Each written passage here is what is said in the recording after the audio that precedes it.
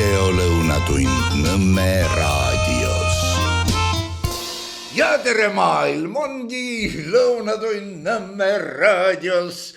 Olemegi siin, kus me olema peame, lähebki sinna, kus ta minema peab. See tähendab, et mõneti on Nõmme raadioteed üldise mentaliteediga nagu lahku läinud või lahku minemas, sest no vähemalt me ei tee siin aktiivselt, agressiivselt propagandat sellele samusele, millest näiks see terve riigikene toituvat. Olge tänatud kõik, kes te toetate Nõmme raadio tegevust. Ja halleluuja, juhhei, keskpõrandale kokku. Ole sa tänatud, kes sa Nõmme raadio, selle minu igavesti jubeda soolosaate kommentaarideks panid oma kuldsed sõnad, et liiklusseaduses on, see oli paragrahv 22 kuni 27 kirjas, et jalakäija peab veenduma oma ohutuses. Noh jah, see pidavat küll kehtima rohkem niimoodi kutseliste autojuhtide teadmiste pagasi hulgas, aga noh, on nagu on, igatahes olge tänatud, kes te vaatate, kes te toetate. Niimoodi me saame edasi minna. Kas ka võita? See on ise küsimus, sest on teooriaid, mis ütlevad, et ka kõige hullemad olukorrad on mängitavad vaid viigini. Ja siis tuleb midagi ümber mängida. Täna meil stuudios, nagu me kõik mäletame, teame, reibas ja rõõmus ja roosa herr doktor Viktor Vassiljev ja hakkaks pihta sellest, mida meile kaela kallatakse niimoodi, et tahaks kohati teha ujumisliigutusi. Kas sina kandideerid? Ja siis, nagu ma Facebooki kommentaarides loen, kas sa oled rohkem nagu oravaraibe või kesikuvärdjas või mis sa siis oled? Tere ja head raadiokuulajad, nagu ma olen selge kõva häälega öelnud, mina Riigikogus enam ei kandideeri, sinna ma ei lähe, väevõimuga ka ei lase sinna tirida, aga kohalikel valimistel jah, kandideerin tõesti, sellepärast et linnavolikogus ja nimelt Tallinna linnavolikogus on mul koht olnud alates 1997. aastast, nii et minu meelest see peaks nüüd juba olema eluaegne ja veel parem, kui ta oleks meesliini pidi päritav, aga sellest kohast ma nagu loobuda ei taha, sest seal otsustatakse kohaliku elu küsimusi ja see on mõistuse häält vaja, sest ka kohalik poliitika läheb nüüd seda teed, et ei arvestata seda, mida tahaks linnaelanik. Linnaelanik, tema tahab, et linna elu juhtimine, et linna elu oleks mõistusepärane, mõistlik, et linna elu oleks rahulik ja selle juhtimine oleks mõistlik. Linnaelanik tahab, et torudest tuleks vesi ja juhtmest tuleks elekter, aga otsustatakse tihtipeale vastupidi. Miks? Aga sellepärast, et arvatakse, et oi, enne tehti valesti, aga meie oleme innovaatilised, oleme moodsad, teeme teistpidi, las torust tuleb elektrit, vaatame, mis saab. Aga et asjad sujuksid, on vaja mõistust ja mina olen oma mõistuses kindel. Nii et minu koht on seal volikogus küll, et kandideerin, jah, ei ole midagi parata. Aga see, et ma olen Keskerakonna ridades, aga vaata, Eestis ei ole ühtegi parteid, mille põhikiri või programm deklareeriks, et see partei on riigi ja rahva vastane. Ei ole. Kõik deklareerivad, et tegutsevad ikka Eesti rahva huvides, oma valija huvides, eks ole, kõigi tahtmised on kõik see paremad, suurt vahet ju ei ole. Mina olen seal, kus ma olen, sest kunagi ma näppu andsin, aga mina olen aumees, eks ole, ja mina ei karga siia sinna, olen seal, kus ma olen. Ega jah, see, kes jalga laseb, see ei ole kangelane. See, kes jääb, see võib saada kangelaseks. No kas või postuumselt arvestades eriolukordi, aga mida tähendaks sinu tiraadis sõna mõistus, mõistusepärane. sest vaata, mõistuse alla käib ka loogiliste seoste otsimine, ka ühepitiste seoste. No näiteks, kui ühele mu kamraadile tohter pani hambaauku hirmsat mürki ja ütles, et 4 tundi ära söö või kui sööd, siis teise poolega ja ta kurivaim hakkas suurest kõhutühjusest ja näljast omale võileibad teisest poolest sisse toppima. Mis asi on mõistusepärane ja kas see ei tekita kahtlusi, sa ütlesid, et sa oled oma mõistuses kindel, no arvestades sinu meditsiini eriala. Need, kes on mõistuses kindlad, need jäävad kindlaks surmani, aga kõrvalt vaadates võib see olla hirmuäratav. No ma siin võtaksin õhust dementia seniilis näiteks. Vaata, ka inimene võib olla mõistusega inimene. Mõistus, see on tegelikult, see on riist. Mõistus on riist. Mõistust võib kasutada kõik see parematel eesmärkidel. Mõistust võib kasutada kavandades pangaröövi või naabrimehe tapmist, eks ole. Nii et mõistus on instrumente, aga antud juhul mina mõtlesingi just seda, et ma mõistan, kes ma olen. Ma olen see, kes ma olen aus inimene. Ma olen alati mõelnud ka teistele inimestele ja puhtalt ise ennast armastades tahan mina elada niimoodi, et ma võimalikult vähem häiriks ja vihastaks teisi inimesi, siis mul on mugavam elada. Sul on kuratlikult õigus ja seega sa vist viidates, et linna juhtimine peab olema mõistusepärane, vihjad ka sellele, et ainult selline juhtimine, mida sa ei märka, on hea, õige juhtimine. Jaa, sest kui sa märkad, eks ole, et sulle katuselt telliskivi pähe kukkus, siis on midagi väga valesti. Aga ilmselt mõistusepärane juhtimine tähendabki sellist juhtimist, mis toimub juhitavate ehk antud juhul linnaelanike mõistusele arusaadavalt.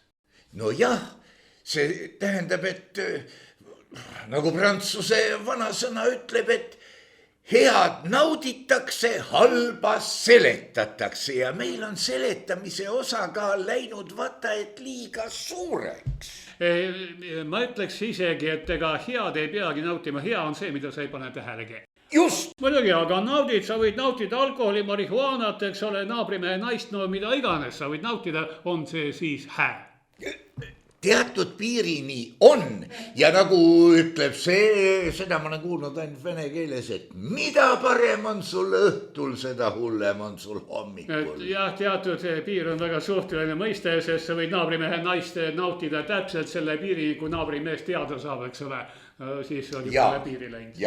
Ja siit ka, hea küll, me ei hakka minema 10 käsu ja siukeste radade peale. Anton juhtum käib 6. Asjatundjaga ma ei vaidle. 6. käsk on see, mida kõige rohkem ja suure mõnuga rikutakse. Jah, ja saa sa nüüd aru. Ja ega siis kristlasedki sellest kõrvale hoia, aga tont temaga, las ta olla. Inimene on kohe nagu tema on. Naised ja poliitika. Naisi kandideerib selle satsiga mu meelest 37%. Kui ma selle 37 kuskilt mujalt olen lugenud, ärge pahandage.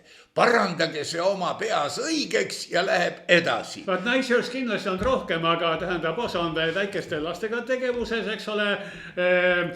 Osa on mingid muud probleemid, kellelgi olid pahad päevad siis, kui avaldus pidi sisse andma, nii et naisi ongi natuke vähem. Aga kindla peale nende inimeste seas, kes otsustavad meie elu üle, tähendab poliitikute seas, kindlasti peab olema esindatud kogu populatsioon. Seal peab olema mehi, seal seal peab olema naisi, seal peab olema haritud inimesi, harimatud inimesi, rikkaid, vaeseid, kiilaspäid, punapäid ja ärgem unustage 7% lolle, sest ka lollid peavad olema esindatud. Ainult mina ei ole siiamaani veel aru saanud, et kas lollide esindaja peab olema siis kõige lollim loll või kõige targem loll. No ta peab olema nii kuradi loll, et ta saab lollide maailmameistrivõistlustel teise koha, sest ta on loll. Jah, kes sai esimese koha? See enam, jaa muidugi, ta jõudis ebakompetentse tasandile ehk järsku saadi aru, et Kurivann ei olegi loll, tark oli, simuleeriks lolli. Naine ja lapsed. Vaata siin ka sinu jutus kõlas läbi, et lastega tegeleb naine. Mehed poliitikasse ennast teostama, väljendama ja nii edasi ja selle satsi keskmine kandidaat pidavat olema 50-aastane Andres.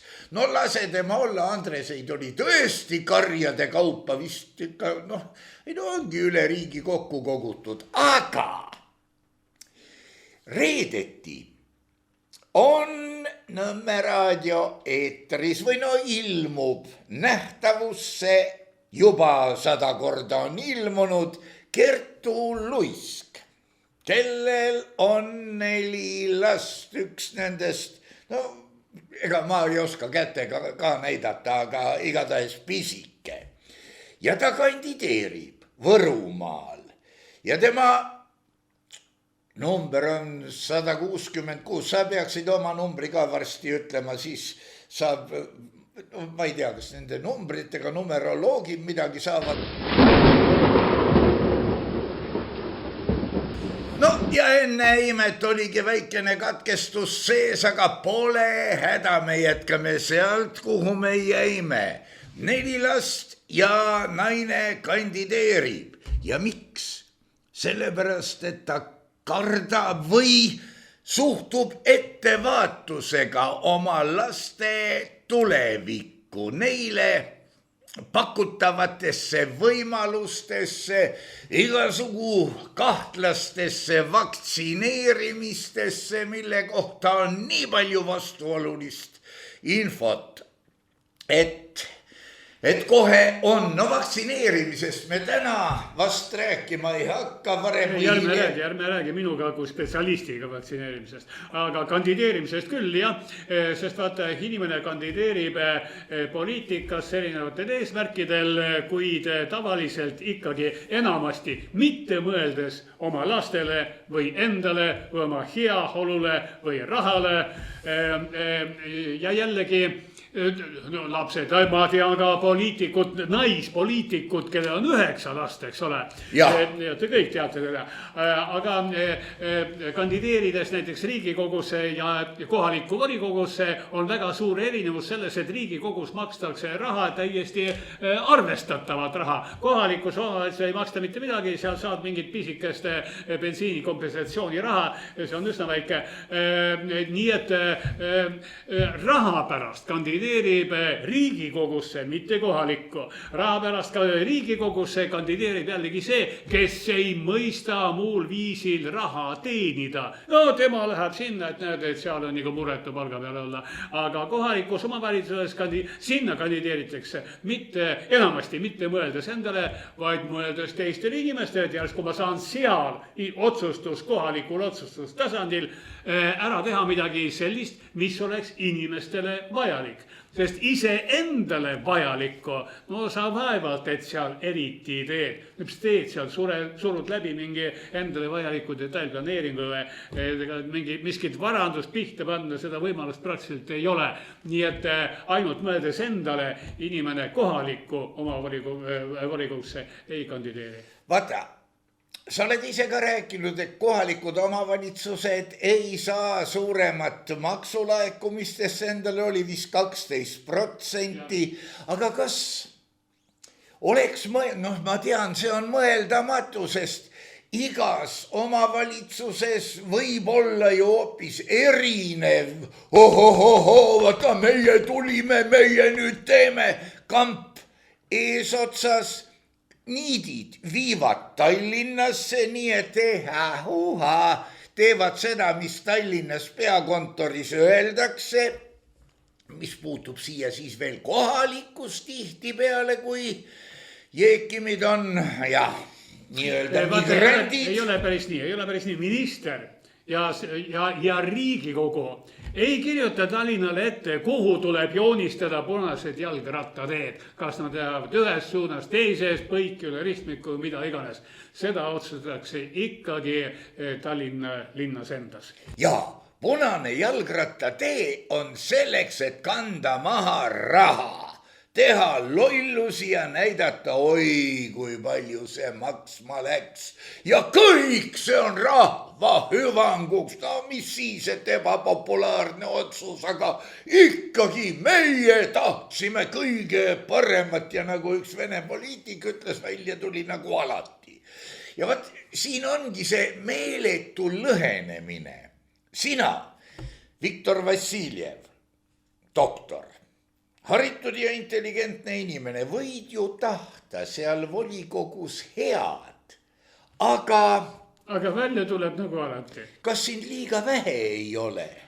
Ei ole vähe, sellepärast, et jällegi poliitika on meeskonnatöö, eks ole, fraktsioon näiteks, see on meeskond ja enne kui mingi küsimuse kallale hääletama asutakse fraktsioonis, arutatakse asi läbi, eks ole, ja kuulatakse ära kõik fraktsiooni liikmed, kellel midagigi mõistlikku või ka ebamõistlikku öelda on. Ja sa ütlesid praegu meeskonnatöö. Vaata, kui need sügelised koguda kokku ühte kampa ja panna vaidlema omavahel, siis on selge, et sealt ei tule solisti, kes võiks ähvardada juhte, eks ole. On kambakesed, sügelevad, vigisevad, arutavad asju, seal on. No ma ütlen, minu jaoks oli muidugi rekordite rekord see, kui see oli vist riigikaitsekomisjonis olid koos puhtal kujul täies koosseisus Riigikogus meelelahutajad. Juht oli ju veel Toivo Tootsen, raadio meelelahutussaadete ekstoimetaja Siiri Sisast, laulja kadunud Tarmo Leinatam, dirigent ja nemad pidid siis otsustama, kurat teab mida. Jah, paraku nii on. Ma olen korduvalt näinud, kui kuskil väga kõrgel otsustasandil otsustataksegi just küsimust, et kas vesi tuleb torust ja kas elekter tuleb juhtmest. Ja otsustatakse hääletamise teel, kuna kohal pole mitte kedagigi, kes teaks midagigi veest ja elektrist, eks ole. Ja ongi meelelahutajad, kes iganes, eks ole, ja nad otsustavad hääletamise teel, et seekord teeme seda pidi ja väga tihti, kui võim on vahetunud, siis arvatakse, et kõike, mis tegi eelmine võim, kõik see oli valesti, kõik oli pahasti ja teemegi teistmoodi. Ja veel hullem, mida tehakse näiteks Tallinna linnas, on see, et kui võim vahetub, eks ole, siis hakatakse välja vahetama ka linna aparaadi töötajaid, tähendab neid, kes ei ole mitte partei inimesed, vaid need, kes on kuskil linna ametites, on tema 20 aastat seal istunud, tema on läbi põimunud Keskerakonna võimust, korruptsioonist, millest iganes, eks ole, lööme platsi puhtaks ja võtame sinna tööle igale poole poisid ja tüdrukud noka, mütsi ja seljakotiga. Õhinapõhised, need tulevad ja nendel ainuke idee, teeme kõik teistmoodi ja siis peremees, mõtle 3 korda, kui sa teed kraani lahti ja pistad näppu sinna alla. Ja mis sealt tulla võib, aga no põhimõtteliselt ongi nii ja see tõestab ära ainult, et rahval ka need katlakesed ikka kõmisevad õõnsalt, kui valitakse seltskond, kurat teab, mis tunnuste järgi, plakatid, lubadus. Vaat meie teeme nii, et Kristiine täis kõik on õnnelikud. Meie teeme nii, et mis siin veel on, Haabersti ruigab rõõmust, meie tuleme ja teeme ja mitte keegi hääletajatest ei mäleta, et see juba oli. See paneb mind siiralt imestama, et me elame juba 30 aastat vabas Eestis, eks ole, rohkemgi. Ja siiamaani ei ole inimest aru saanud, mis asi on valimiseelne lubadus. Valimiseelne lubadus on alati vale. Sellepärast, et kui see lubaja kui teda ei valita ära, loomulikult ta seda lubadust ei täida, see on arusaadav. Aga kui ta valitaks ära, eks ole, siis ta jällegi lubadust ei täida, sest tema ütleb, et aga vastalised ei lastud, ajasid sõrad vastu. Ja valimiseelsed lubadused, need on ilusad valimiseelsed valed. Kõige parem valimislubadus on, et igale naisele kaine mees ja igale mehele kast viina. Jah, seda sa oled korduvalt öelnud, võiks mahla ka veel juurde lubada, siis oleks nagu kaasaegsem. Aga see ongi arusaamatu.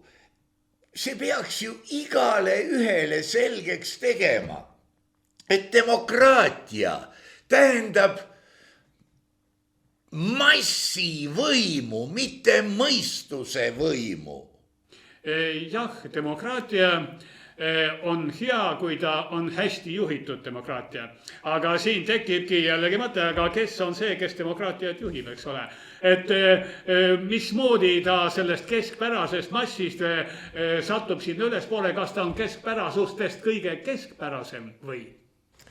No ma ei tea, igal juhul vaata, kui ta on võimu saavutanud, siis võimu saavutamise vahend on ka hirmutamine, et kui see teine tuleb ja siis kõik see jura, mis ma eile rääkisin Orwelli 1984-st, et piinamine muutub vahendiks või rõõmuks, et sa saad väljendada oma võimutruudust ja nii edasi ja paraku liberaalse demokraatia põhiline tööriist ongi hirm ja hirmutamine, sellepärast et poliitiline võitlus ja väitlus erinevate poliitiliste jõudude või erakondade vahel käib ikka sellel tasandil, et meie oleme paremad kui nemad. Järelikult nemad on halvemad kui meie. Käib üksteisele ära tegemine, üksteise sõimamine, et meie võtame vastu mingi teie väga hea otsuse, see on hea, sellepärast et nemad teevad teisiti. Seda küll ja see on kohe krooniline värk ja see on siukene pöörlemine ja muidugi tegelikult ühel hetkel võib juhtuda ka, et tekib liikumine kastirataste kaitseks. Vaata, kuidas talle tehakse liiga. Kõik peavad saama jaanuarikuus, ma ei tea, kastiratta toetust, et ma ei tea, kes hakkab lund rookima, ma ei tea, kuidas... Ja nii me kaitseme kõike, kaitseme kastirattaid, eks ole, kaitseme putukaid, ehitame putukaväilasid. Tallinnas on praegu puukentsefaliit ja borrelioosi haigestumine praktiliselt Eesti kõrgeim ja Tallinna puukidest on 70% nakatatud. Ja meie muudkui ehitame nendele puugihotelle, puugiväilasid, ma ei tea, mis värke, kultiveerime neid samuseid puuke, rääkides sellest, et peab olema mitmekesisus ja peab olema roheline.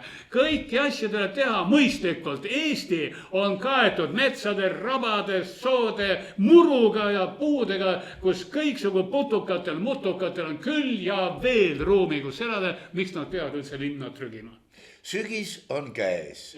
Lapsed läksid kooli. Tipa-tapa, siin-seal avastatakse juba täisid. Kas peaks koolidesse tegema ka täikaitsetsooni? Vaata vähem. Täiväilad. Loomulikult, jah. Muidugi ja koolist koolini peavad seisma eriti karvased isikud, ma ei tea, õpetajatest valida siuke inimkett, eks ole, paksude juustega, et ei jõuaks ikka ühest koolist teise ka. Jaa, seda muidugi.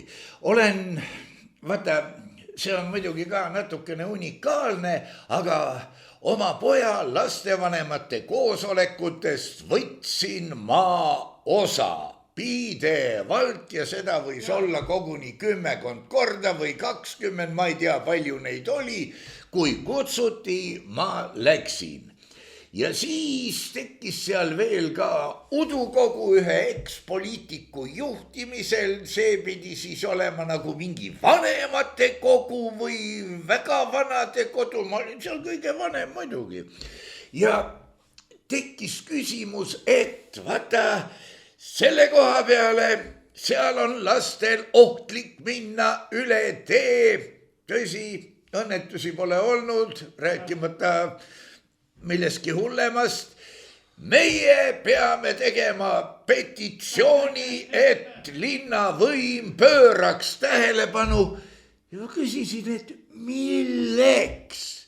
See on ju asendustegevus ja siis võttis sõna herr poliitik. Mis sa tahad, et meie lapsed hukkuksid autode ratastel ja hakkas niisuke kuradi demagoogia peale, siis organiseeriti koolis viisakuse nädal.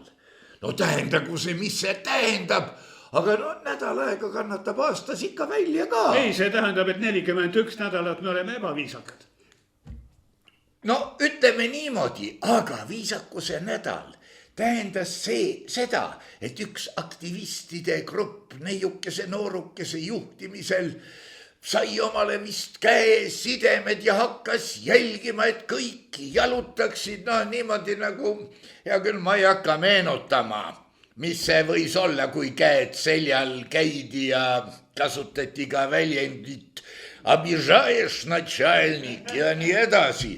Aga saad aru, seal antakse väikesele kambale esimest korda võimumekk hammaste alla. Ja mida me näeme tegelikult? Oli ju eksperiment, kus üks osa tudengeid olid vangid, teine osa olid võimul. Ja asi läheb julmaks, kuigi see on juriidiliselt korrektne, vang peab olema vangis, valvur peab valvama, aga suhted, suhtumine, suhtlus, võib-olla mõni vangivalvur oli koolis saanud kellegi käest üle kurgi ja no vaata, emotsioonid on ju niisugused asjad, ütleme lapsepõlve traumad või šokid. Ega nad ei salvestu alateadvusse sõnades. Nad, ma ei tea, milles, aga ühesõnaga siin tulevad mängu peegelneuronid ja sina võib-olla tead, mis see on, mina nii väga ei tea. Ja ta tunneb ära ühes vangis midagi selle, kes talle üle kurdi andis, liikumisest, silmavaatest, žestist, ainsast sõnast. Ja läheb lahti kättemaks. Teeme asjale tunduvalt lihtsamaks, et kui ta sai üle kurgi kellegilt, kes oli punapea, eks ole, no siis saab ainult kaasa tunda vangidele, kes on punapead, eks ole. See on tingrefleks, nagu Pavlovi koer näeb punapead, eks ole. Vot tema ongi see. No tingrefleks ongi alateadvuses. Ongi alateadvus, just. Ja mõistusega pole siin mitte midagi pistmist. Mitte midagi, ta lihtsalt allub sellel. Jung oli see psühholoog, filosoof, psühhiaater, kes sellega tegeles. Sellega esimest korda tuli teooriaga ju välja vana Freud ise, aga ta naerdi välja. Siis ta hakkas uurima ja lõpuks, kui leiti mingid aparaadid, mida panna pea külge, avastati, et vastav soov tekib 7 sekundit varem, kui inimene seda väljendama hakkab. Ja nii edasi, see teadmine on ka hull piisavalt, sest sellega võib ju kutsuda korrale ka kooliõpilasi tõenäoliselt, sest kui paneme teile juhtmed külge. Ei, kui meil saab telefoni laadida ilma juhtmeta. Paned lihtsalt asja peale või asja lähedale ja laebkud kurivaim. No hea küll, see on vandenõuteooria. Täna, aga homme võib see olla demokraatia.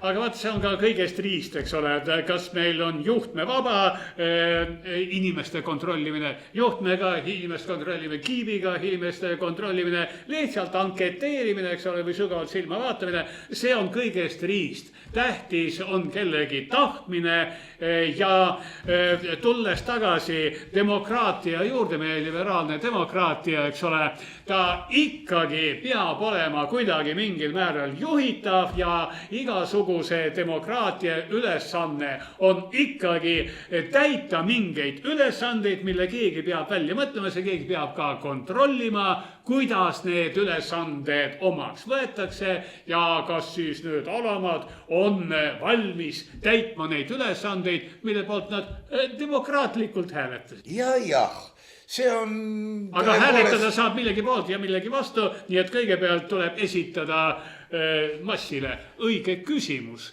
ja asetada see küsimus õigesti, et nad õigesti ka hääletaksid. Tänases valimise hääletussüsteemis saab hääletada poolt ja jätta hääletamata.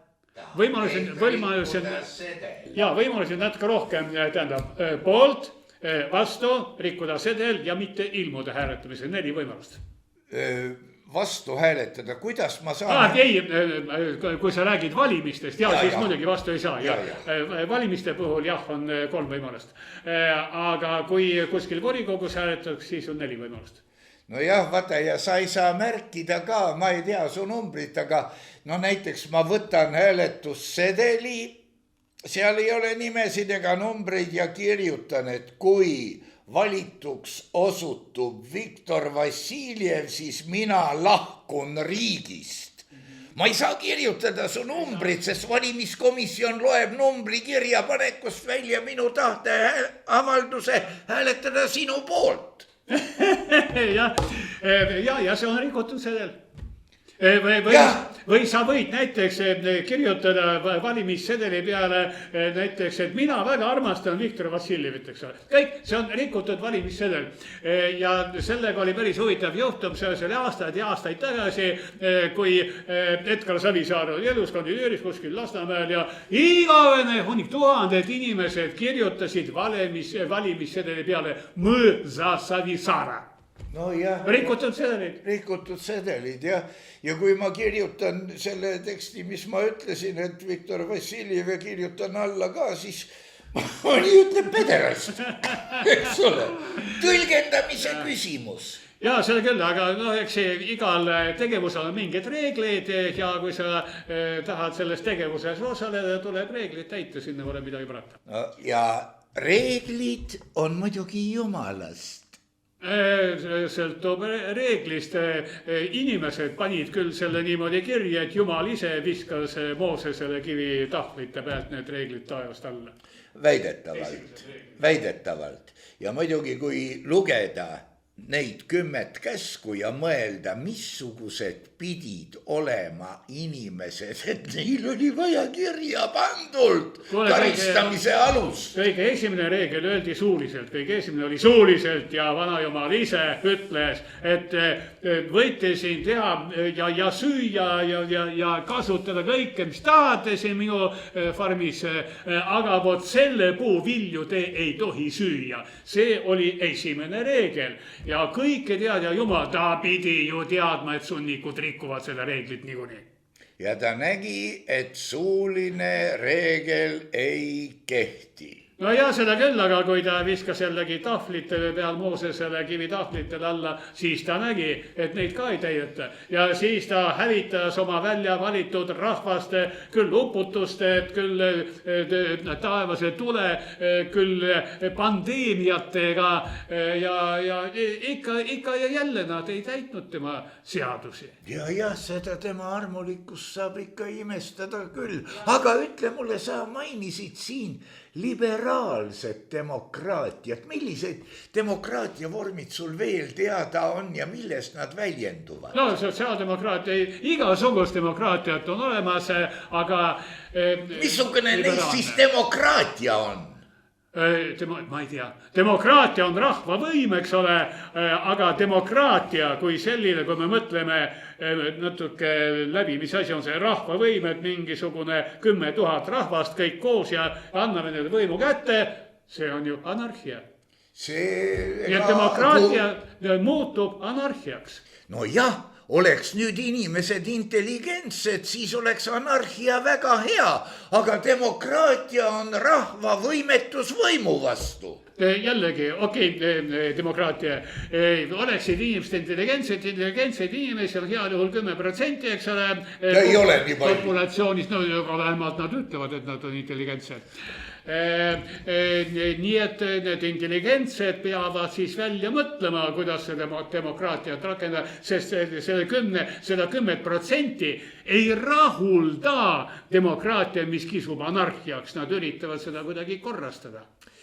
No jah, vaata.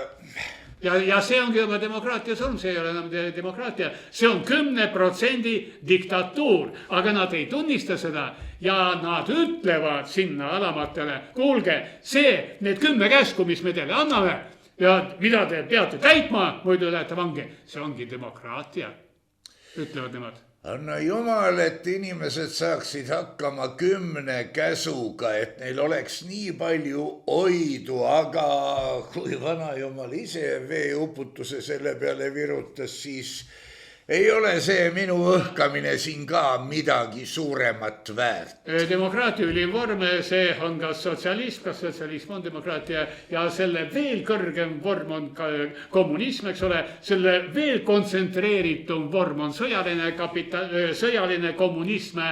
Mis on sellel pistmist demokraatiaga? No võta nüüd, aga nad usuvad. Loomulikult, siuke nähtus nagu natsionaalsotsialism, eks ole, demokraatia, kus juures natsionaalsotsialismi puhul deklareeritakse, et kõik, mis tehakse, iga liigutus, kõik tehakse teie sunnikute huvides. Ja. No see on küll, et ainult ühe rahvuse huvides ja ainult ühe natsiooni ehk rahvuse piires ja ainult teie jaoks, teie heaks me teeme seda. No jah, vaata, siin ongi see, et natsionalism, olgu ta siis natsionaalsotsialism, natsionaalkommunism, natsionaaltaimetoitlus, ükskõik. Natsionalism on ühe rahvuse eelistamine. Fašism on riik üle kõige.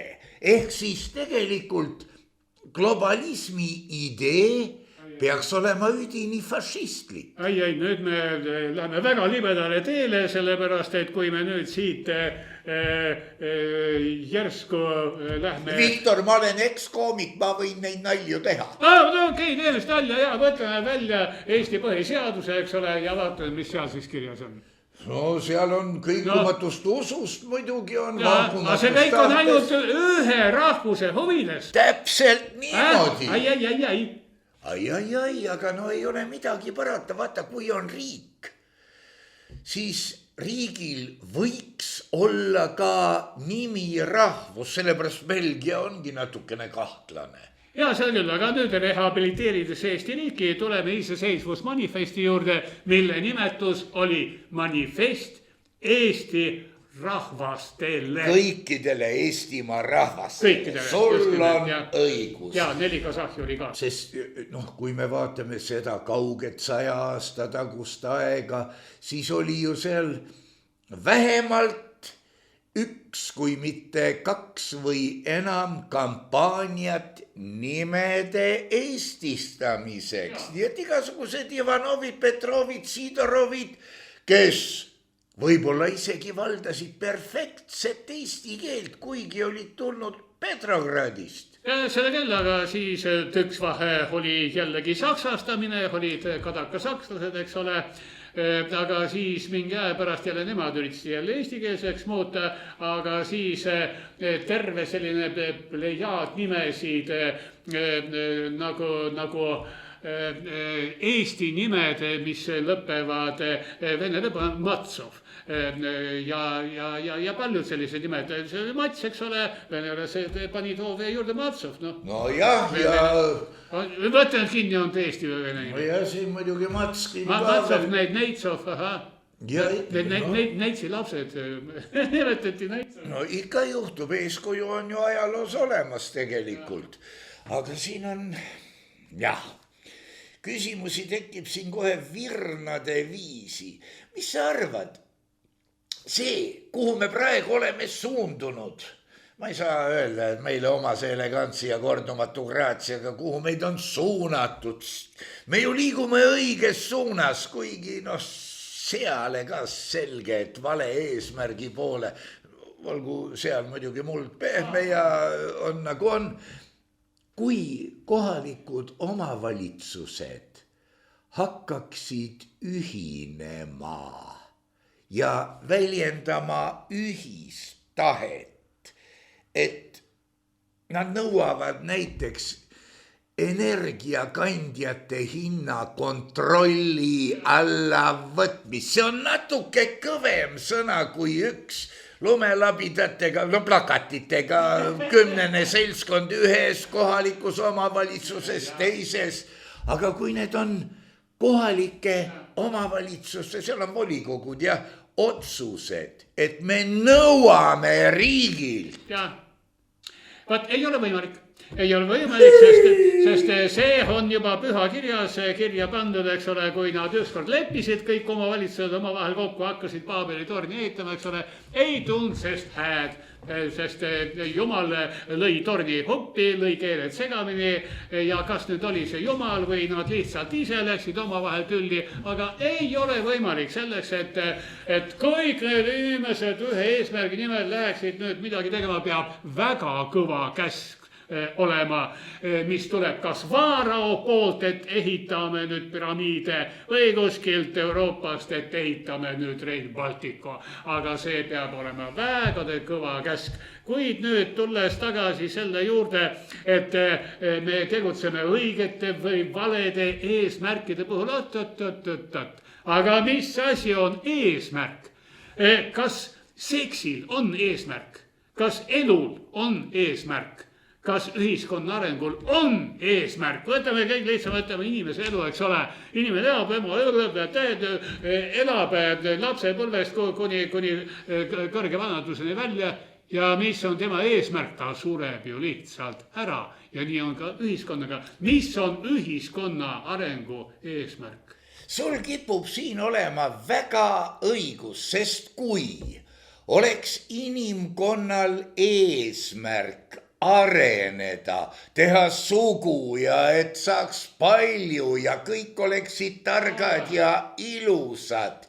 See võiks olla tegelikult kaunikesti krahh universumi suhtes, nii nagu anna või lillele vabadus. Ja ongi nagu väidab põhikirjad, issand Jumal ei öelda, et tehke sugu ja saagu teid palju, eks ole, tähendab tegevus ja eesmärk olid paika pandud, aga inimesed hakkasid lihtsalt seksima lõbu pärast.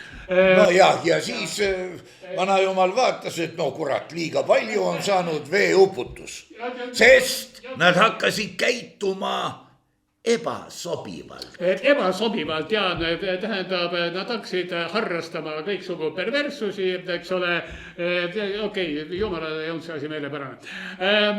Jah, aga mis puudutab nüüd eesmärki selleks, et nüüd et mitte jätta raadiokuulajaid segadusse, et milleks nad elavad, milleks nad tegutsevad, milleks nad käivad valimistel, mis on kogu selle asja eesmärk, head inimesed, seksi eesmärk. Kui te seksite, te ei mõtle selle peale, et teeks nüüd lapsi. Ei, eesmärk ongi tegevus ise. Armastuse eesmärk on tegevus ise. Elu eesmärk on protsess ise, tuleb nautida protsessi. Ja nii nagu elusolendi ja nagu perekonna puhul, jah, on algus, rõõmus algus, kurb lõpp, eks ole, nautida tuleb protsessi. Ka riigi puhul on riigi algus, riigi lõpp, aga naudime protsessi nii kaua, kuni seda protsessi on. Ja usume, et vaata, kui keegi ära sureb, siis see on nui neljaks kurb sündmus, välja arvatud erandjuhtumid, eks ole. Ja vaata, kui me hakkame nüüd erandjuhtumeid, elupühadust ja üldist tõekspidamist kokku segama, siis me näeme, et isegi siin me tegeleme arengu pidurdamisega ja veedalikul maailmapildil on jumalast õigus, sest nemad väidavad, et iga tsivilisatsioon, kui nii tuttava sõnaga tähistada, algab oma haripunktist ja hakkab liikuma mandumise poole, nii nagu Tervisekassa. Sa lähed Tervisekassasse, sa oled terve, järgmine kord haigem, siis veel haigem, siis võib-olla tuuakse käruga, siis tehakse internetis, siis ongi ja Tervisekassa on saavutanud oma eesmärgi või? Loomulikult tähendab, kõik sinu kurb saatus pannakse kirja dokumenti, mille nimetus on sinu terviselugu ja ka lahanguprotokoll läheb sinna. No jah, aga kohe pana, milleks seda vaja on, kui on selge, et 30. eluaastani võib-olla me niimoodi kasvame ja areneme ja siis hakkame tulema allapoole, kuni meiesugustest saavad tavalised torisevad totakad. Jah, seda küll, aga ma seletan teile ära, milleks see vajalik on, sellepärast, et nii kaua, kuni sa oled lapsuke, eks ole, sind ahistavad õpetajad, naabrid, poisid, mida iganes probleeme kui palju, hiljem sa teed tööd, täidad ülemuste lolle käskusid, pangaametnik ahistab sind laenuprotsentidega, elu on täis ootamatuid pahandusi ja pahasid ootamatusi ja kui sinna oskad mõne hea õnnestumise sisse projekteerida, aga kui sa oled juba vana, eks ole, no ka siis on sul häid päevi, kui sul kõht kinni ei ole, kui sa suutsid öösel magada, eks ole, aga see ongi protsess ja seda protsessi tulebki nautida selle igal hetkel, algusest kuni lõpuni, sest kui lõpp on käes, no siis ongi kõik lõpp, siis pole enam midagi nautida, aga tuleb nautida protsessi. No sel juhul on teataval neegrite seltskonnal jumalast õigus, kui nad mängivad kirstu kandes džässi ja tantsivad ja juhhei, sel kutil läks hästi, ta sai vaevast lahti. Ja loomulikult, et oli kunagi, vot millegipärast viimasel ajal ma käin matustel tunduvalt sagedamini kui pulmades ja oli kiriklik matus ja siis kirikuõpetaja tal järsku viskas üle, et mis te kõik töinate siin kirstu ümber, ütles ta, et siin töinate selle mõttega, et kuidas sa nüüd läksid ära, kuidas meie ilma sinuta, kes meil nüüd muru niidab ja kes meile pappi annab ja kuidas me saame hakkama, te nutate enda pärast. Just! Sest teda pole vaja ka kahetseda, temal läks kõik hästi, tema pole enam kellelegi võlgu, tema käest pole ka midagi nõuda, temal on ju nüüd kõik korras, rõõmustagem rahvas, ütles kirikuõpetaja. Sa ütlesid praegu niimoodi, et kui vaadata selle teise nurga all, et ta sai teie tekitatud vaevast lahti, ta ei pea enam rabama siin, seal, kolmandas, neljandas kohas. Jah, umbes nii, jah. Siis... Temaga on kõik korras. Mina pole näinud veel ühtegi surnud, kes oleks oma surma kahetsenud. Ei, seda muidugi. Ja muidugi see, vaata, eks seda surma kui niisugust peaks inimesed ikka rohkem üritama mõista ka, sest praegu, ütleme niimoodi, et vanal hallil ajal, no mitte väga hallil, aga siis, kui mu juuksed veel hallid ei olnud, siis hinnati palgamõrtsukat selle järgi, kui lähedalt ta oma töö ära teeb. Kui isegi võib-olla kunstipäraselt, kuidas ta peidab jäljed ja jätab mulje, et see ise tegi. Aga just see distants ja siis hakkas peale kaugemalt 50 meetrit, 500 meetrit, 2-3 kilomeetrit snaiper ja teda saatvad isikud. Tapmine, seega ka surm, muutus abstraktseks, see on, ma ei tea, kas sa oled langevarjuga hüpanud, Igor Gräzin on, teatud kõrgusest alates maapind muutub kahemõõtmeliseks ja tal ei ole tähtsust enam. Ja mul on kõrguse kartus, tähendab minu jaoks kuskilt, ütleme 5. korruselt rõdult alla vaatamine on absoluutselt auk, ma ei suuda. Aga Eiffeli tornist ma võin alla vaadata, pole mitte midagi, see ei ole enam reaalsus. Vot just see vahemik. Ja nüüd, kui me oleme jõudnud nii kaugele, et ma olen seda mitu korda rääkinud, et lapsed mängivad mingit arvutimängu, kus ka droonid lendavad ja pommid kukuvad ja tulistatakse niipidi, teistpidi. Aga miks me räägime mängust? Kust me teame, et nad ei tegutse teispool planeeti. Me teame, ja. Aga tähendab, tänapäeva droonisõda käibki niimoodi, et droonioperaator istub kuskil absoluutselt eemal, eks ole, ja ta ongi tegelikult mingisugune arvutikutt, eks ole, kes pole ta mingisugune sõjard, eks ole. Istub kuskil ja juhib oma drooni, vaat selle maja pihta näed, et seal on inimesi ka, vaat sinna pihta juhimegi.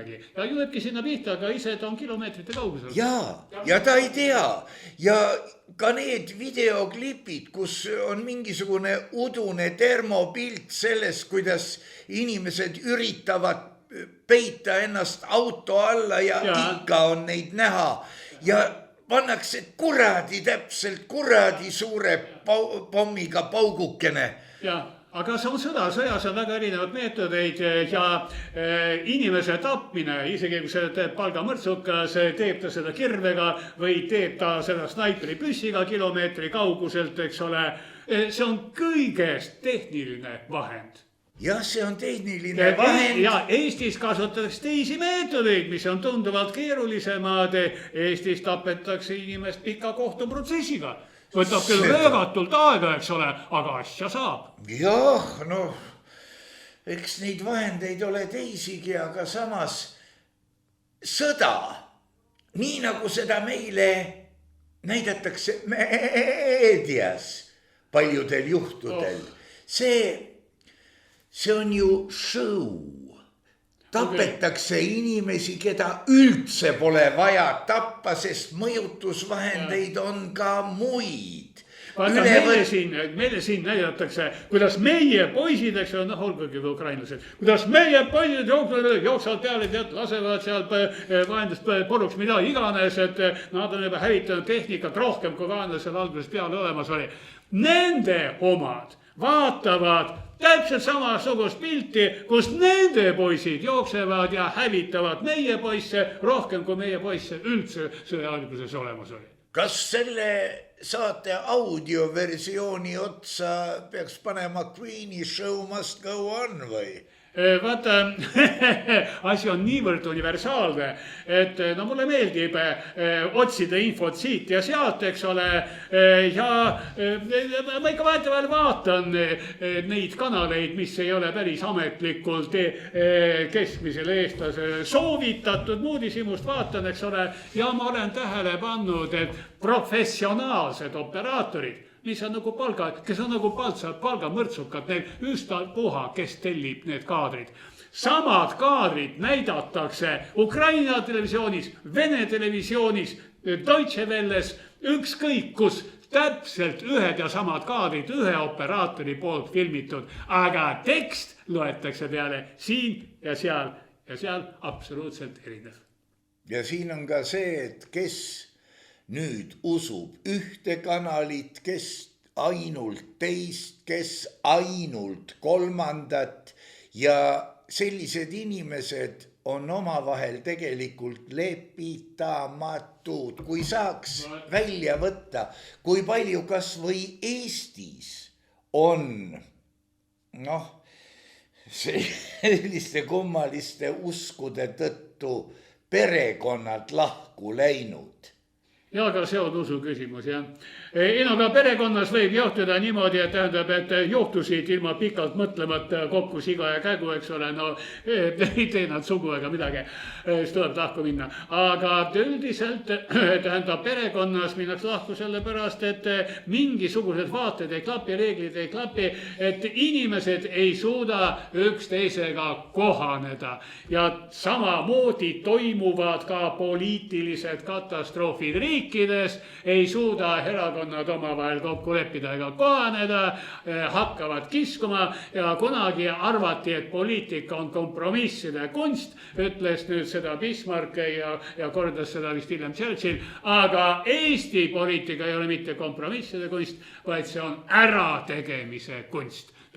Eesti poliitikas on kombeks üks teisele ära teha ükskõik mis kombel, ükskõik mis loosungi all, aga lüüa teised mättasse. Kui me nüüd viskaksime pilgu korra Herr Mandelbroti ja tema fraktaalide poole, siis peaks see, mis toimub Eesti poliitikas, mis on suur ja mis vaieldamatult mõjutab inimese alateadvust ja kurat teab mida veel, peegelduma puhtal kujul ka perekondades. Just ma pean silmas siin, lõppude lõpuks perevägivald tekib samal põhjusel, mis natuke teises vormis vägivald volikogudes, kus üritatakse pääseda võimule.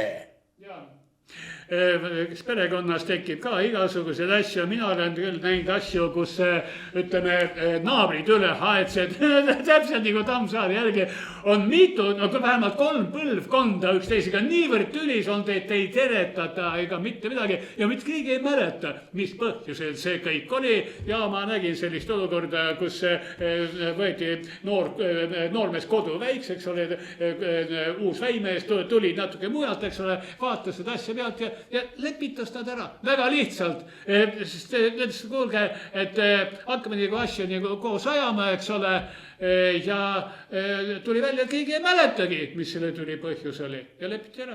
No vaata, see on väga vinge võte, see poiss pidi olema.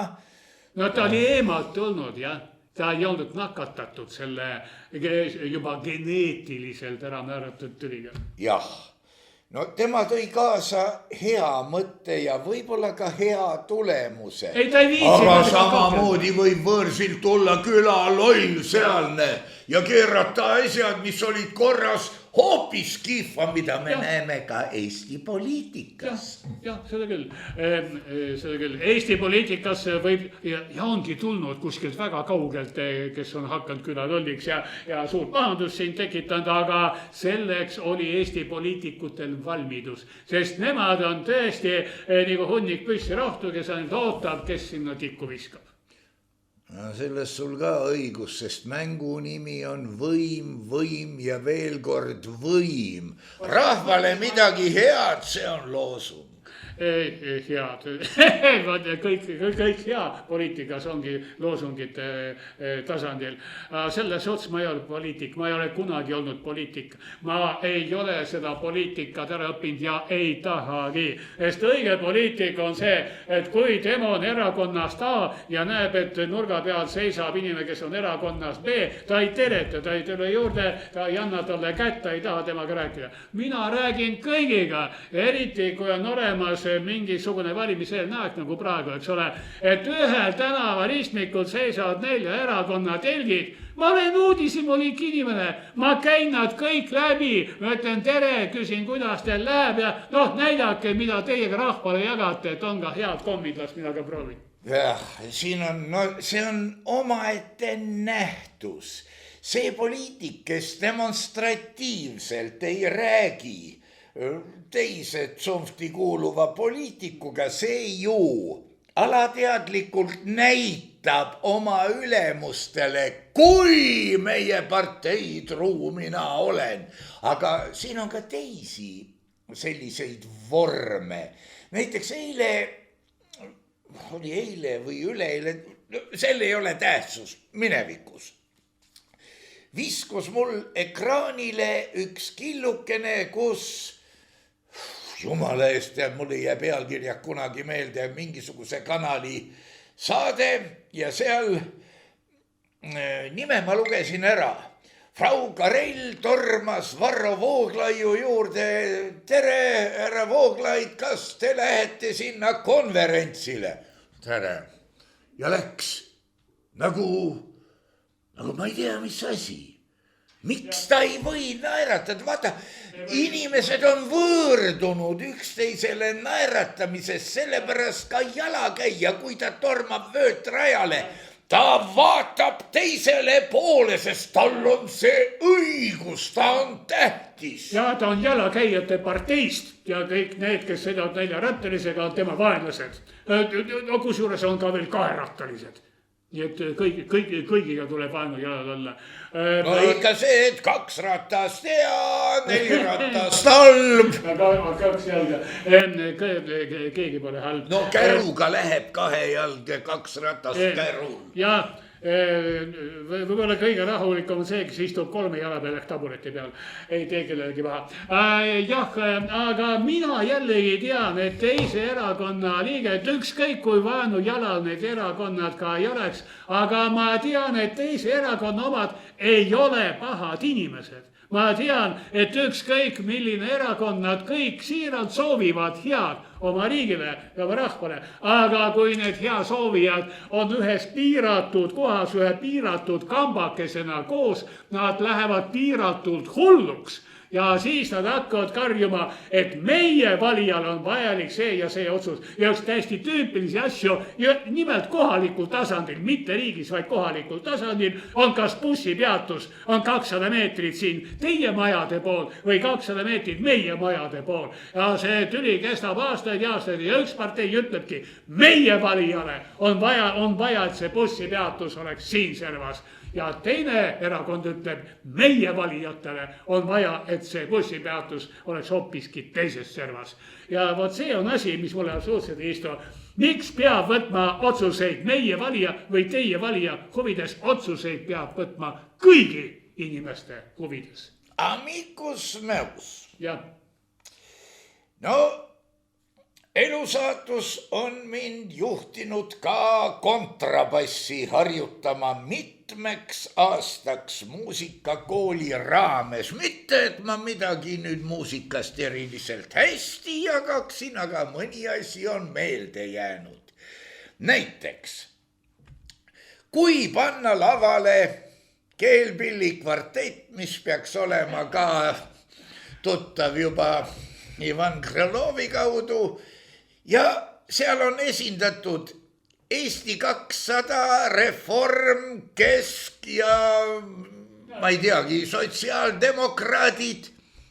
Kas nad suudavad Mozartit mängida või mis nad teevad? Nõuavad poliitiliste vaadete ümberhindamist või mängivad Mozartit? Samas muidugi on üks kohutav näide veel. Absoluutse kuulmisega, see on absoluutne kõrguse mälu. Cellomängija, tempereerimata pilli mängib absoluutse kuulmisega, see on juba hull küll, aga näed, saatus niskene. No tema ei saanud sellistes kvartettides mängida, sest tal olid teised arusaamad, aga ikkagi, kui on kvartett ja 4 erinevat parteid esindatud, No. Mozartit nad kindlasti ei mängi, sellepärast, et see eeldab kokkulepet. Eriti just kvartett, seal lepitakse kokku, seal vaadatakse üksteisele silma, kes noogutab, eks ole, kes teeb veel mingeid nägusid ja niimoodi nad mängivad koos. See on kokkulepete värk, see on ka kompromisside kunst, aga nende põhimõte on ärategemise kunst. Nii et igaüks tahab mängida kõvemini, sellest asja ei saa. Amicus meus, aga mis siis saab, kui nii juhtub sümfooniaorkestris ja esimene viiul nõuab, et ta pandaks tuubade vahele, sest seal on tema partaigenosed? Jah, vot niimoodi meie poliitika toimibki. Kahjuks ei ole orkester. kallaks keegi nüüd suuremasse klaasi. Jah, aga muidugi meie viga, Eesti viga on ka see ja Eesti kurb saatus on see, et meil ei ole õigeid professionaalseid poliitikuid, elukutselisi. Nad alles hakkavad praegu tekkima elukutseline poliitik, kellel oleks õpetatud kõrgkoolis politoloogiat, eks ole, kes oleks elukutseline poliitik, aga siiamaani olid meil asjaarmastajad ehk lühikargajad. Ja, selles on sul ka Heimar Lenk vist oli ainukene, kes oli propagandisti haridusega või on? No mingil määral kõik nõukaaegse kõrgharidusega saanud inimesed õppisid, jah, filosoofiat küll ka marksismi, aga ka sotsialismi, eriti kapitalismi, poliitökonoomiat ja need, kes olid lõpetanud marksismi-leninismi ülikooli, nemad õppisid ka riigi juhtimist, nii et nemad olid professionaalsed poliitikud. Aga tuleme nüüd tagasi selliste meeste juurde nagu Bruno Saul, nagu Indrek Toome, eks ole. Nemad olid professionaalsed välja õppinud poliitikud. Jah, nad õppisid nõuka ajal, aga kui sa oled professionaalne, ütleme, lennundusinsener, eks ole, pole tähtsust, kas sa õppisid nõuka ajal või kapitalismi ajal, õppisid sa Ameerikas või Hiinas, sa oled spetsialist. Ja võt lennunduse, see oli film F1 The Movie, seal üks neiukene noorukene, tema oli lennundusest tulnud F1 konstrueerima. Ilus film, muidu mulle meeldis. Aga nojah, professionaalsed poliitikud, see on nagu see sinu eelistatud, valgustatud monarhia, ainult et monarh on tükeldatud väga mitmeks ja need väga mitu peavad siis moodustama selle, mis muidu oleks monarh. Seda küll, aga kui nad on valgustatud ehk haritud, küll nad siis ka kokku lepivad. Aga praegu, kui meil toimuvad mingid koalitsiooni läbirääkimised, lepitakse milleski kokku, 2 nädala pärast rikutakse kõiki neid kokkuleppeid, eks ole, mingisugused reeglid ei toimi, kokkuleppeid ei pea, see ongi orkester, kus igaüks tahab mängida teistest kõvemini. Ja muidugi on siin ka, kui vaadata seda mängu eemalt, mängu teataval määral rikkuv, see, mis Piiteri printsiibis on sugukondlik sisseseade, et niimoodi hõimlased on siiski toiduahelasse kogutud, aga kõik nad ei pruugi nii andekad olla.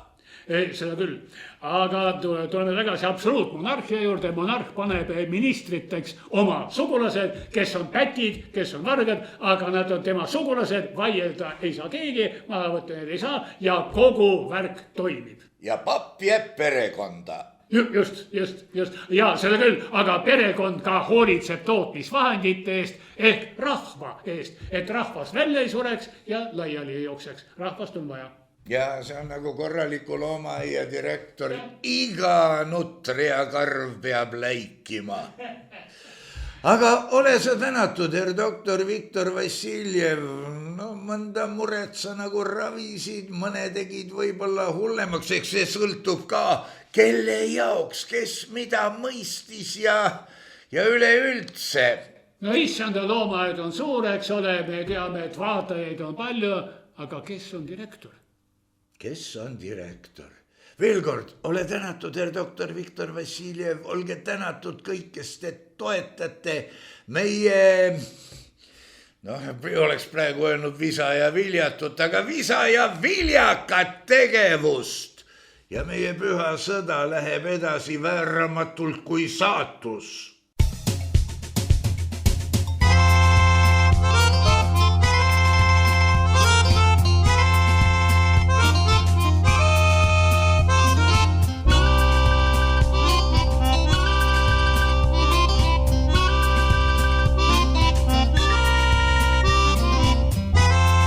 Saade on salvestatud 2025.